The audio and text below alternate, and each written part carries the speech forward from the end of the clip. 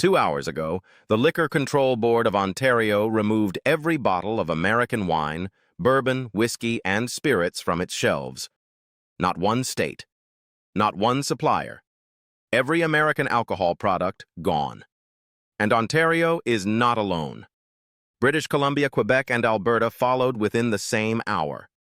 Combined, these 4 provinces control the largest government-run alcohol retail network on the planet. Over 1,700 stores. Billions of dollars in annual purchasing power. And as of this morning, Washington's wine industry, its distillers, its agricultural exporters, cannot access a single one of them. The justification from Ottawa was precise and entirely legal. Canada's provincial liquor boards are government procurement bodies, explicitly permitted to apply purchasing preferences under USMCA. There is no legal challenge Washington can mount. The response from the White House came fast and loud. USTR Jamieson Greer called the move unfair economic retaliation and warned of enforcement action, placing Canada in the same category as China. The same nation that has traded freely with the United States for over a century, now classified alongside its primary strategic rival. Washington expected that threat to end the conversation. It did not. Here is what most people are missing. The United States exports approximately $1.3 billion worth of wine and spirits to Canada annually. California alone sends over $400 million. Oregon, Washington State, Kentucky, Tennessee, all built premium export businesses around Canadian consumers who are now legally blocked from their products at every government retail outlet. The Wine Institute of California estimated the ban could cost its members upward of $600 million this fiscal year if it holds. And there is nothing in Washington's current trade toolkit that legally forces Canada to reverse a government procurement decision made within its own borders. The White House expected the threat of enforcement action to produce panic calls from Ottawa within hours. They expected provincial premiers to break ranks, pressuring Carney to quietly walk it back before American retaliatory tariffs escalated further. They expected the familiar pattern: Canadian defiance followed by Canadian concession.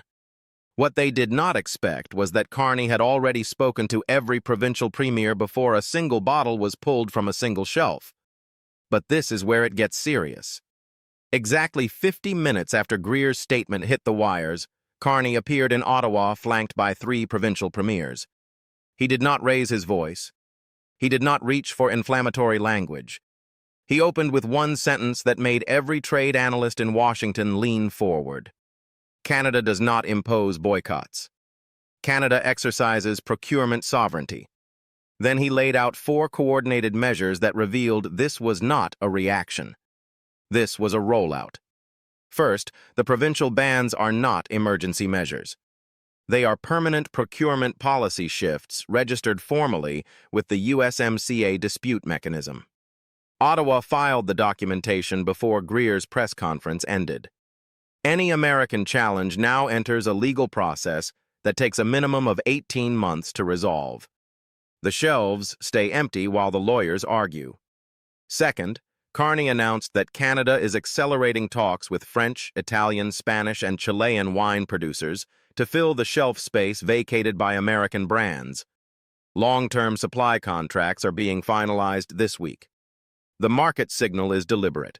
Canadian consumers will find alternatives, and those alternatives will build loyalty that outlasts any future American concession. Third, Canada is expanding its Buy Canadian procurement directive to cover federal catering, diplomatic functions, and military mess facilities. Every government bottle poured in Ottawa will now be Canadian, European, or from a non-American allied producer. Fourth, and this is the move that made Washington go silent, Carney announced that Canada is formally reviewing its membership in joint agricultural trade promotion programs with the United States. Programs worth $340 million annually that market North American agricultural products in Asian and European markets. If those programs are suspended, American agricultural exporters lose co-marketing infrastructure they cannot replace on their own. Now here is the economic reality Washington failed to model. The United States has a $1.3 billion wine and spirits export interest in Canada. Canada holds a $4.1 billion agricultural export interest in the United States, still fully intact, untouched. The leverage is not symmetrical. Washington is threatening enforcement action against a legal procurement decision, while Canada holds far greater exposure in the opposite direction and has not used it. Every number in today's announcement was chosen to make that asymmetry visible. American producers understood immediately. The Wine Institute of California urged diplomatic resolution over escalation.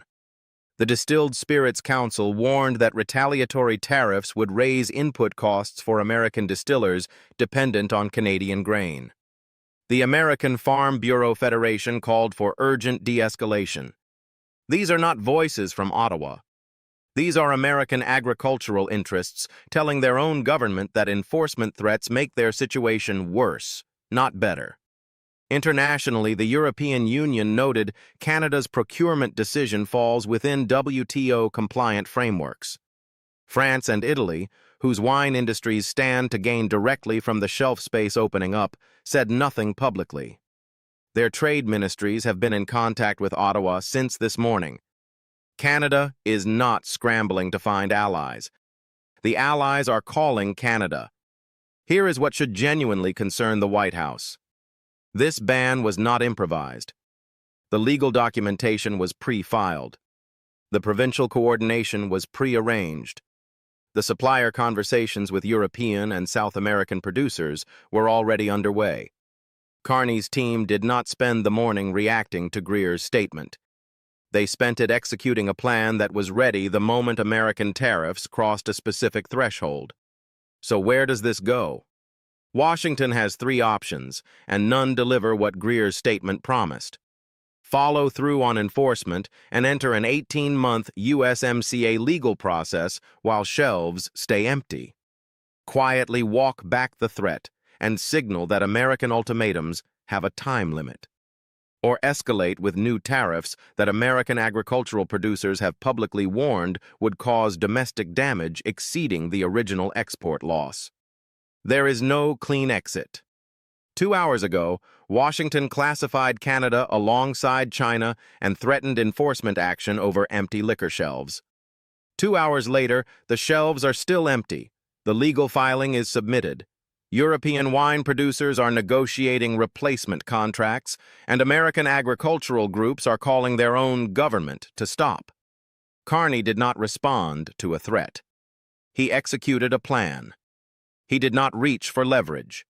He revealed leverage already in position. Washington wanted submission over tariffs.